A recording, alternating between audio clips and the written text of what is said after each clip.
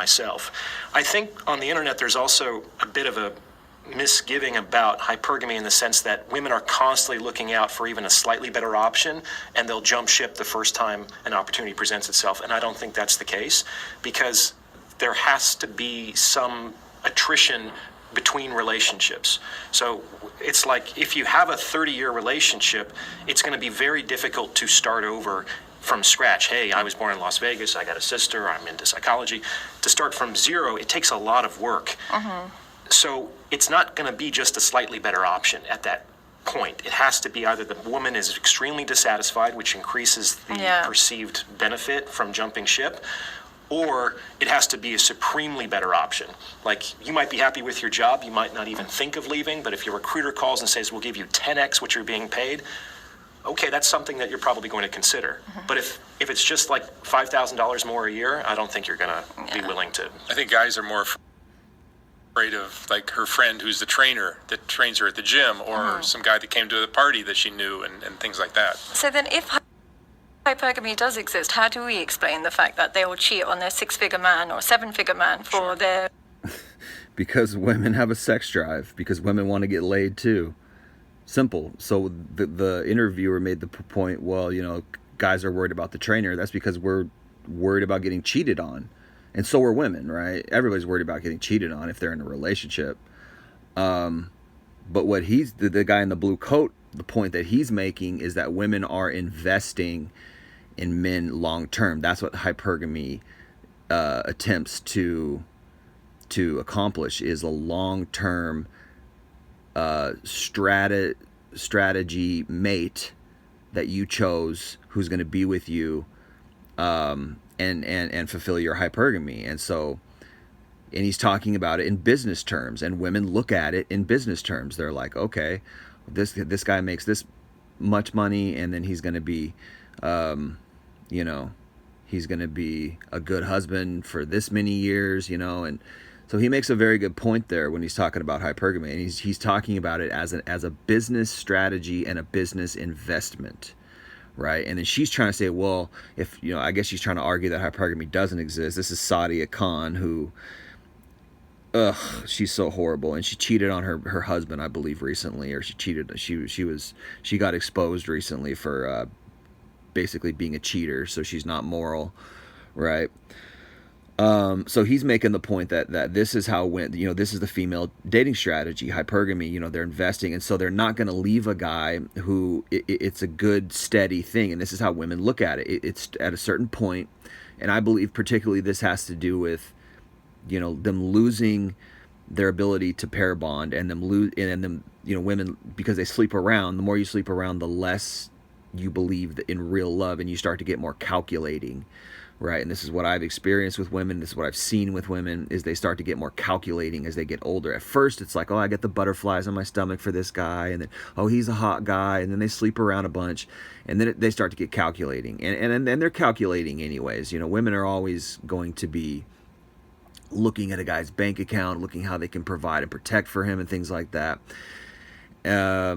It's rare that a woman's like, oh, I just care about him and I just love him for who he is. It's like, that's all men want. That's all men want. We don't want to be judged for our money. We don't want to be chosen for our ability to provide and all this stuff. And guys who do that and who lead with their wallet, those guys are fools. Like, you're buying a woman, right? And I make that argument a lot, that a lot of relationships are just men buying women because they're offering, a steady income. They're offering a home for her to come move into, and there's all these benefits for women. And what do the guys get in exchange? Well, they get sex and they get intimacy, and this is why women generally are hypergamous, because hypergamy is just bartering with sex. That's all it is.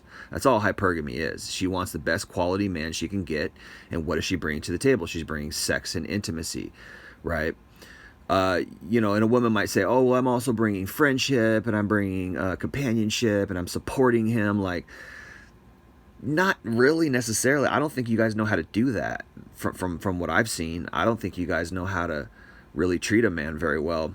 Honestly, I think women have this sense of entitlement, and they bring the bare minimum to the table, which is that, hey, I'm here, And that's all that really matters is like they just, you know, they're basically D students, right? They just show up, they technically do the work, but they don't put in any effort really, that they're not enthusiastic about it. They don't go above and beyond. And if you do find a woman like that, and sometimes women will figure that out and they'll try to do those things because they're getting desperate. So they will go above and beyond. She'll pay for your dinner, she'll buy you gifts and things like that. And a lot of times they'll do that because they expect you to do that in return. And like, well, this is how I want to be treated, so I'm going to treat it to him, and then so he can do it in return, kind of thing. And it's this whole bartering system. It's like it's rarely ever genuine. But yeah, you want a woman who's going to put you I say put you first, but a woman who's going to meet you halfway, in the sense that you guys both love each other, you guys both support each other, right? But yeah, if we're talking this type of business relationship, which is what he's talking about, which is a relationship based on fulfilling her hypergamy, which is looks, money, status. He's got to be good looking, tall, be in good shape, have a lot of money, and, you know, have high status. Yeah. He's respected, you know, he's respected amongst his peers, things like that.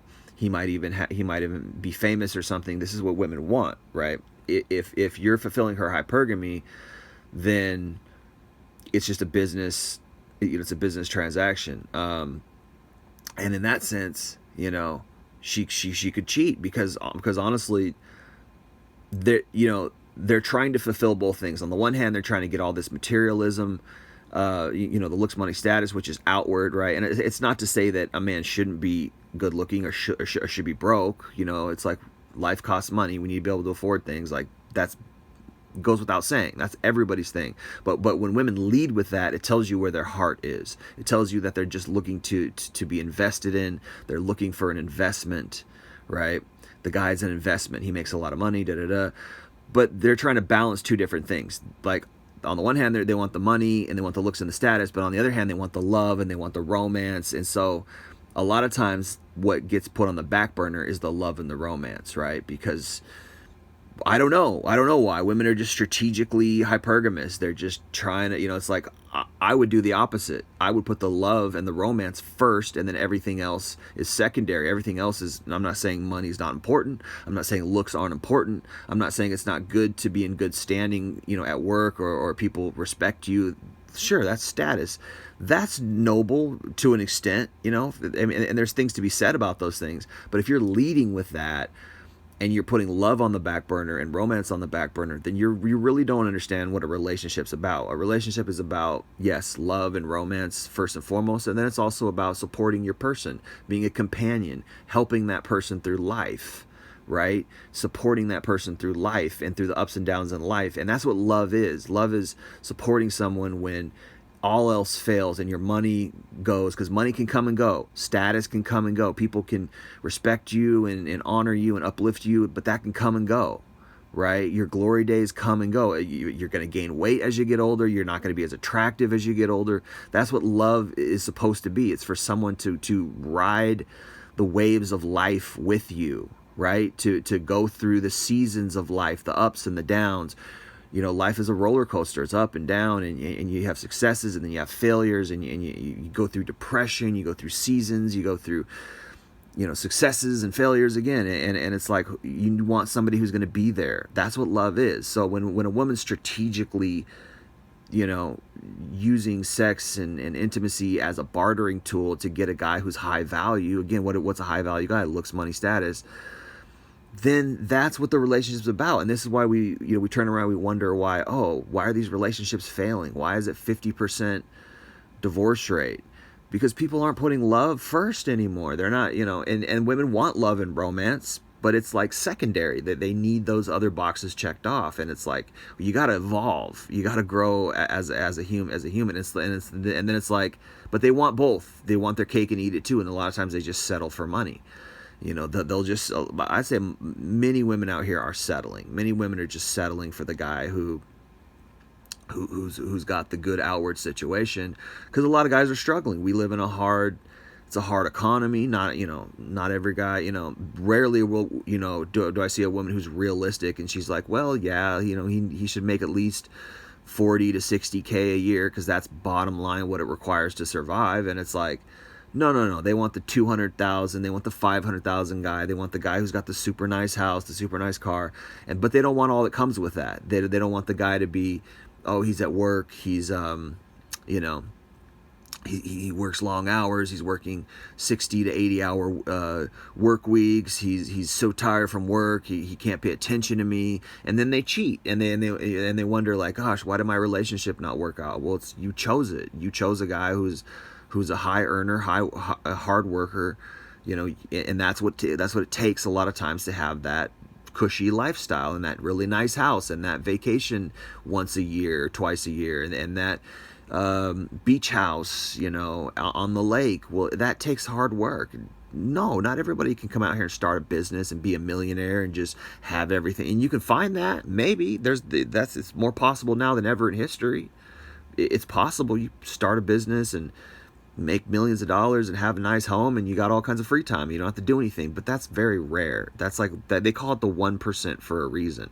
Most people are not going to be able to do that. Most guys are not going to be able to do that. Women need to understand that hey, life is a struggle, life is hard, and it's going to be hard, and your guy's not going to be, there's going to be better guys out there. There's going to be guys out there who make more money. There's going to be guys out there who are better looking. There's going to be guys out there who are celebrities, and yeah, that titillates and excites you, and it fulfills your hypergamy that, oh, I want this guy who's the best possible option so I can entrap his seed and our children will be amazing. It's like, well, you know, what are we living in, Darwinism? Are we animals that we need to evolve? It's like, grow up. Yeah, you need to evolve, all right. You need to evolve into somebody who can have a loving relationship. That's what you need to evolve into, because that's when people are the happiest. And I always go back to, like, you got to put God first. Because if you don't have morals and you don't have God, you don't have these perspectives, it's like, yeah, you're just living in this world that all the world cares about is money. All the world cares about is success. You only matter if you're successful. And this is why we have celebrity worship. This is why we have this toxic culture that uplifts these celebrities and these singers and these sports players and these stars, these actors. And it's like toxic, you know, because we're uplifting the wrong things. Love your family. You should uplift your family above anybody else. Uplift your family above celebrities. Uplift your family above sports players. Uplift your family above billionaires and rich people. You got this sick culture, you know, Republicans and their sick culture where they idolize billionaires because they all want to be rich. And it's just like, dude, live in reality. The reality is most people are not going to be rich. The reality is most people are living check to check, paycheck to paycheck, month to month, right? Because that's what the system wants. That's what this matrix wants, is that it wants subservient workers. So, you know, understand that this all plays a part in that. It all comes into play. And it's like, the best possible scenario is to enjoy your life the best that you can, and don't go seeking after being rich. Don't give up your, you know, find a good job that you can work to still have time and energy to have a family if you can. You know, and that's the trap, and that's the struggle, and that's why so many people are just single. Was it 40% of people are single now? Something, I don't know, the crazy numbers. You can Google it, but that's why, because financially it's not working out, and people don't know how to love anymore, and people are putting materialism above all else. If you want to have a quality relationship, love your partner. Don't put sex first. Don't put money first. Don't, you know, fulfill your hypergamy by bartering with the guy and seeking after the highest value guy because you can get the highest value seed, and then you're just going to end up a single mom, or you're just going to get used and dumped, because really high value guys are usually intelligent and they're smart and they're not going to knock you up, you know, and they're going to have values, and they're going to have you know, they're going to have standards. And a lot of women, if all you're bringing to the table is sex, guys are smart enough to see right through that. Guys are smart, most guys, you know, and the other guys, the suckers, the guys who are leading with their wallets and they're desperate and they're in scarcity mode, they're going to end up with a woman who's just using you for your money. And it's a long-term investment. And then you got to worry about her cheating on you because she doesn't have that passion for you. She doesn't have that romantic love for you. She might be attracted to you. She's not going to marry a totally ugly guy. She can be attracted to you, but she's not going to have that passion. She's not going to have those butterflies that she felt for a bunch of guys in her past, right? It's not gonna work out like that.